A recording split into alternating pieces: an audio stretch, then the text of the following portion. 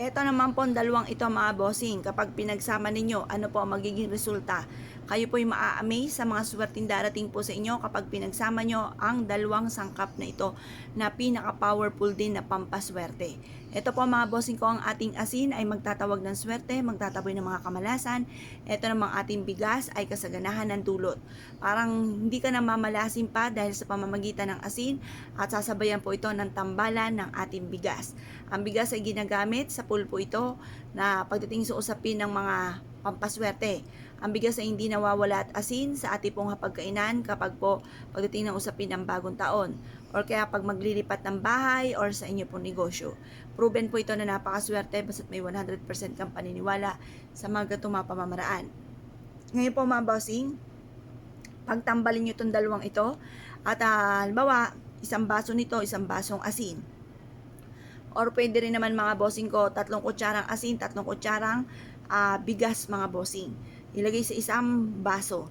At pagkatapos mga bossing ko ay mag-wish po kayo. Sa pamamagitan ng pampaswerteng ito, lahat ng mga pangarap ko ay matutupad. Kung naman ang mga pagsubok kong pinagdadaanan ay kaagad ko itong masusolusyonan. Mag-wish na po kayo ng lahat ng gusto po ninyo.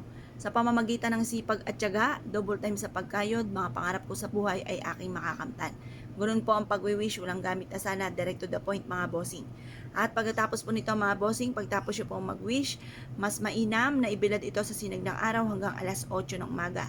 Makalipas ang alas 8 ng umaga mga bossing ko, ay mainam na ilagay nyo po ito sa inyo pong hapagkainan kung saan kayo ay nakain.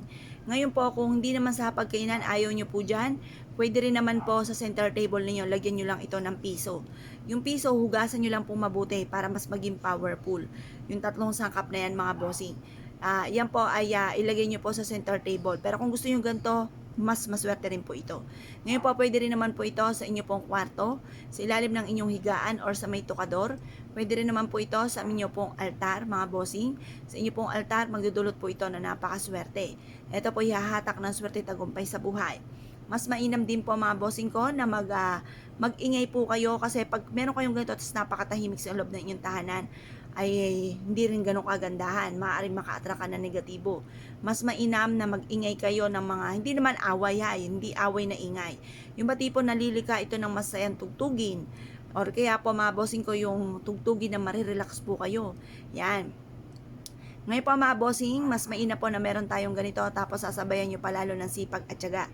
Pag natunaw yung asin, itapon nyo po itong 2 sangkap na ito kasi 'di ba pinagsama natin natunaw yung asin.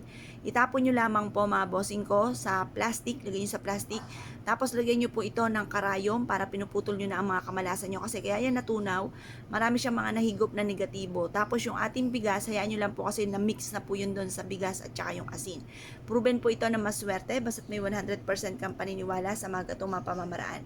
Kung naniniwala po kayo mga bossing at nais po itong gawin, ay siya mga bossing, good luck po sa inyo po lahat.